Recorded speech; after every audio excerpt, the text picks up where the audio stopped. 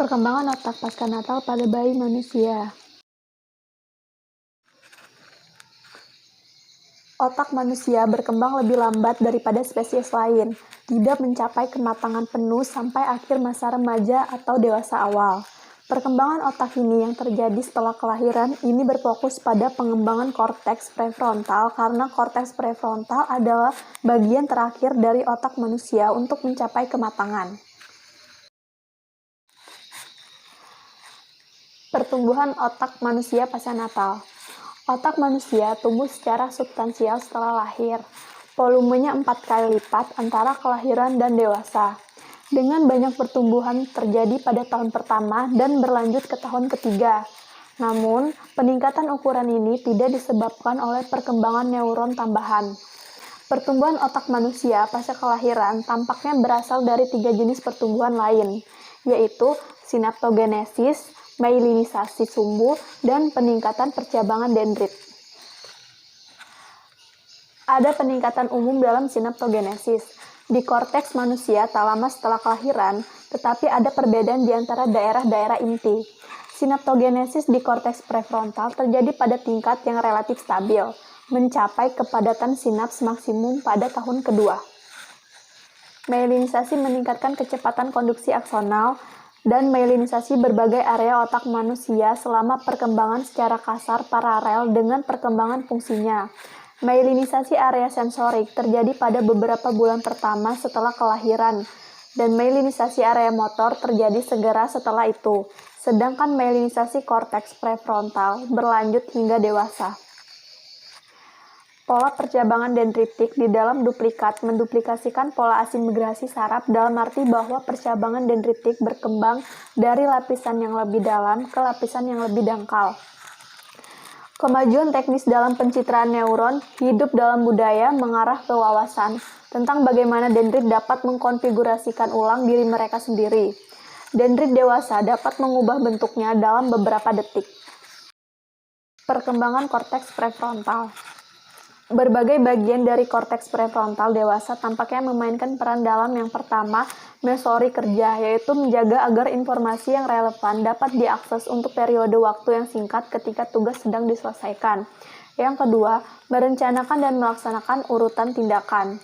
Yang ketiga, menghambat respon yang tidak sesuai dalam konteks saat ini tetapi tidak pada yang lain. Dan yang keempat, mengikuti aturan untuk perilaku sosial. Selanjutnya, efek pengalaman pada perkembangan sirkuit saraf pasca natal. Efek pengalaman pada perkembangan otak banyak dan beragam, tetapi mereka dianggap dari 2 jenis umum, yaitu permisif atau instruktif. Pengalaman permisif adalah pengalaman yang memungkinkan informasi dalam program genetik perkembangan otak untuk diekspresikan dan dipelihara. Sedangkan pengalaman instruktif adalah pengalaman yang berkontribusi pada informasi dalam program genetika dan mempengaruhi jalannya pengembangan. Periode kritis versus periode sensitif. Dalam kebanyakan kasus, ada jendela peluang di mana pengalaman tertentu dapat mempengaruhi pembangunan. Jika itu sangat penting atau kritis, untuk pengalaman terjadi interval tertentu untuk mempengaruhi perkembangan. Interval disebut kritis. Jika pengalaman memiliki efek besar pada pengembangan ketika itu terjadi selama interval tertentu, tetapi masih dapat memiliki efek lemah di luar interval, interval itu disebut periode sensitif. Meskipun istilah periode kritis banyak digunakan, sebagian besar efek pengalaman pada pengembangan telah terbukti sebagai periode sensitif. Studi awal pengalaman dan pengembangan syaraf, perampasan dan pengayaan.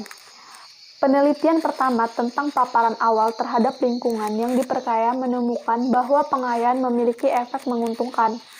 Sebagai contoh, tikus yang dibesarkan dalam kandang kelompok yang diperkaya atau kompleks daripada sendiri di kandang mandul, ditemukan memiliki korteks yang lebih tebal dengan duri yang lebih dendritik dan lebih banyak sinapsis per neuron.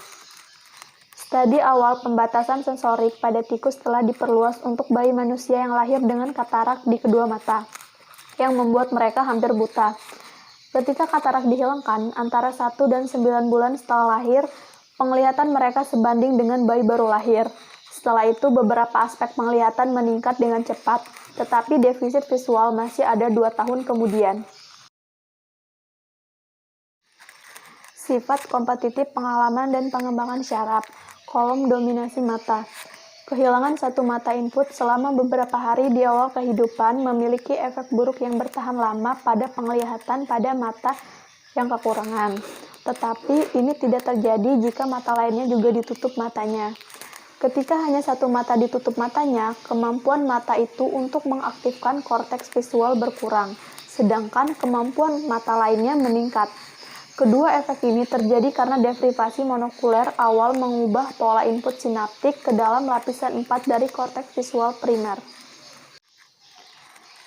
Karena efek buruk dari gangguan monokuler awal memanifestasikan diri mereka begitu cepat, yaitu dalam beberapa hari, diyakini bahwa mereka tidak dapat dimediasi oleh perubahan struktural.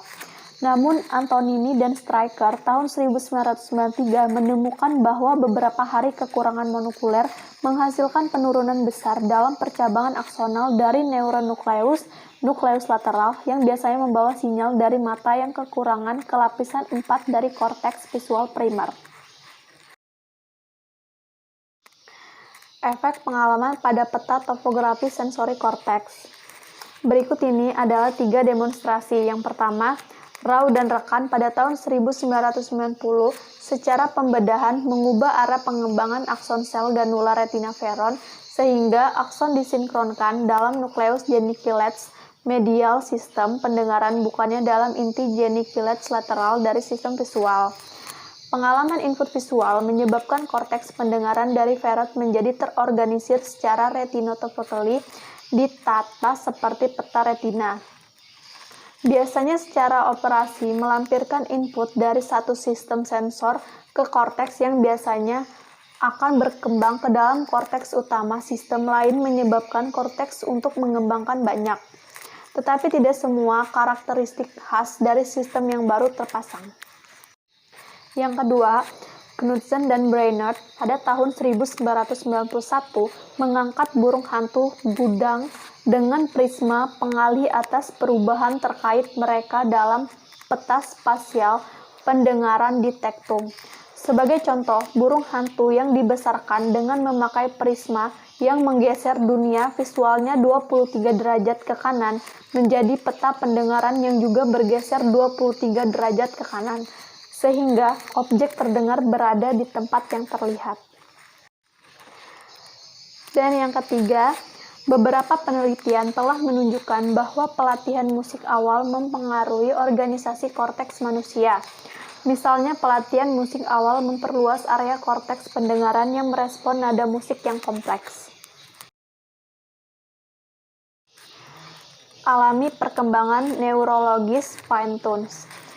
Dalam studi mereka, ahli biopsikologi sering mengubah program khas pengembangan syaraf dengan mengekspos subjek mereka pada pengalaman awal patologis seperti kebutaan atau isolasi. Akibatnya, Anda mungkin menganggap peran pengalaman dalam pengembangan saraf sebagai patologis dan bukan tipikal. Yang benar adalah bahwa jauh sebelum sistem syaraf sepenuhnya dikembangkan, neuron mulai menembak secara spontan dan mulai berinteraksi dengan lingkungan. Pola yang dihasilkan dari aktivitas syaraf menyempurnakan tahap perkembangan syaraf seiring dengan pertumbuhan hewan. Penyempurnaan ini merupakan fase kritis dan akhir dari perkembangan tipikal.